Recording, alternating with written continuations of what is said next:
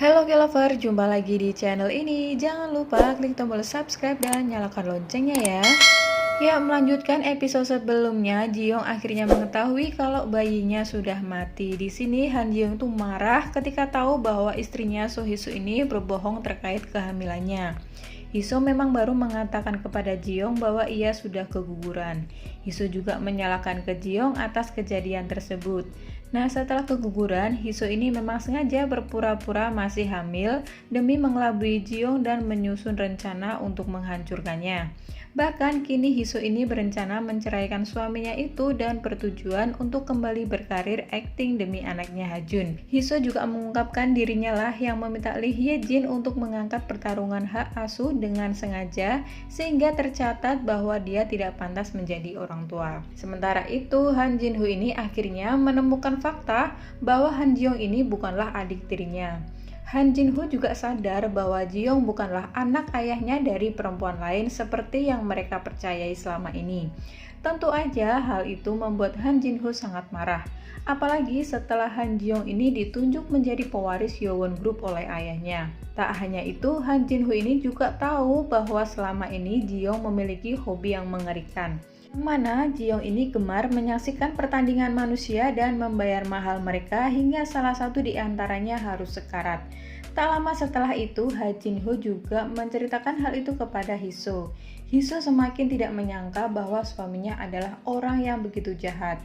Ha Jin-ho ini lantas meminta bantuan istrinya, Jung So-hyun, untuk menyeret Ji-young turun dari posisinya. Jin-ho juga ngasih tahu ke So-hyun bahwa dia ini lebih suka jika So-hyun yang menjadi posisi ketua Hyowon Group.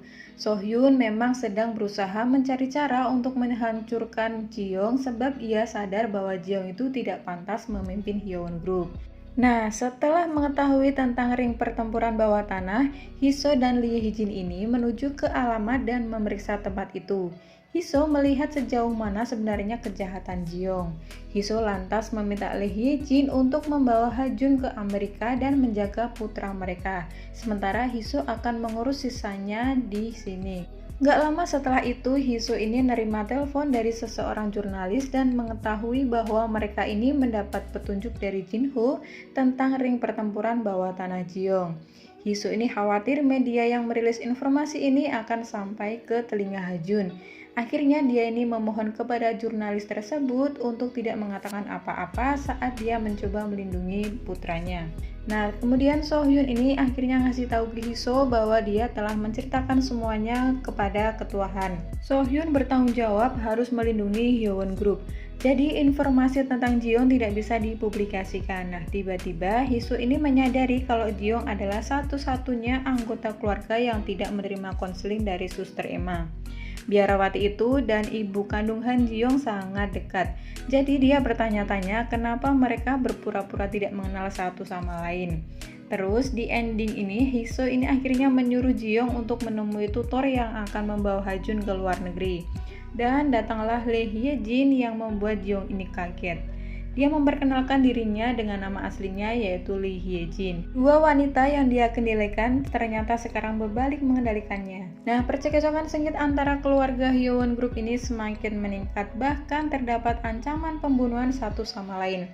Jika sebelumnya terdapat cuplikan yang memperlihatkan Han Ji-young ini terjatuh dari balkon rumahnya dengan luka berlumuran darah, dan ada So Hee-soo di posisi yang sama, tetapi kini pemandangan itu berubah. Kini Han Ji-young tampak tergeletak di lantai dengan luka berat di kepalanya. Dan saat itu kelihatan Hee-soo ini berada di atas balkon sedang menatap tubuh Ji-young yang penuh kebencian. Terus apa sebenarnya yang sedang terjadi? Oke, kita tunggu aja di next episode.